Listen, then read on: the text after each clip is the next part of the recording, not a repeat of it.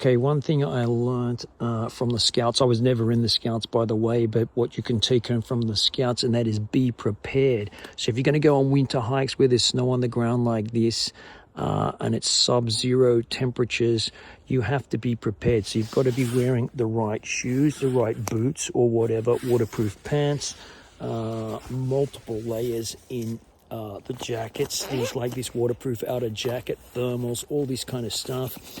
And you should be able to light a fire in somewhere like this with everything's wet. If you can't do that, then you need to practice somewhere safe to home, even in the backyard or a local park if that's possible to do that. But you need to be able to light a fire with snow on the ground. If you can light a fire with snow on the ground or the ground's completely covered in snow, that's a great thing. So in a minute, I'm going to show you how I did this out here, lighting a fire in environments like this, and it's always good to practice that. Now, you may never have to light a fire or whatever, but in the event that you do have to light a fire, then it's really good if you can do that. So you should bring with you some flammable things, cigarette lighters, matches. I'm going to show you in a minute with a fire steel. A fire steel out here is useless unless you've got some really super dry tinder. I carry in the back of this pack here birch bark in a sleeve in here. Here's a piece of birch bark. Let's get it out. There it is there, a bit of birch bark. That stuff is really flammable, and it will take the spark from a fire steel and catch fire and really hold the flame while you get your kindling going on there. So that's really, really important. If you can't do those things, then you shouldn't be out walking in this kind of environment, I feel, because if it was to really bucket down with snow now, you may need to light a fire if you can't move from where you are. That's a possibility. Also, of course, if the ground was covered in snow here, you should have a snow shovel with you, and you should already know how to build a snow shelter. And if you want to see how that's done, you can watch, there's some videos on the channel about that. But anyway, yeah, the whole point is to have a good time in the wilderness and not turn into a liability. Yeah, okay. Thanks for watching Bush Camping Tools.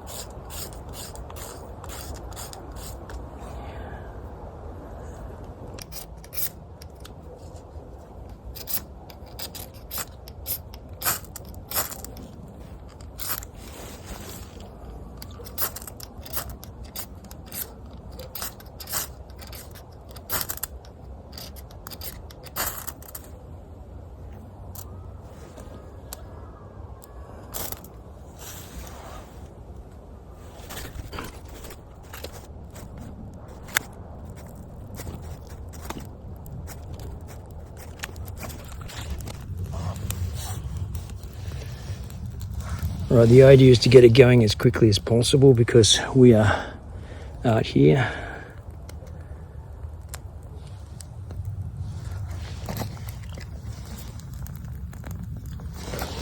And there's barely any dry wood about.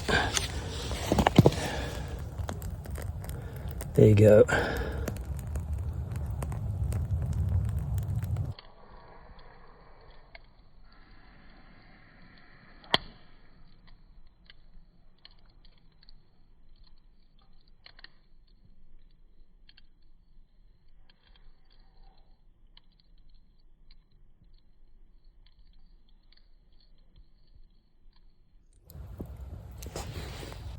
Right, it doesn't matter where you are, you should carry something really flammable with you if you're in wet conditions. In this case, we've got birch bark here because this is really, really wet here, you know, so it's really difficult to get a fire going. But if you've got birch bark, you can get something going. And this is made from that wood that we busted off with the half-breed blades, ERK01, from some solid oak, fallen oak, like this thing here and this thing here. Here it is here, some more that we busted off. I'm not going to make it any bigger because this is just some practice to make sure that you can get a fire going in very wet and cold conditions. Practice, practice.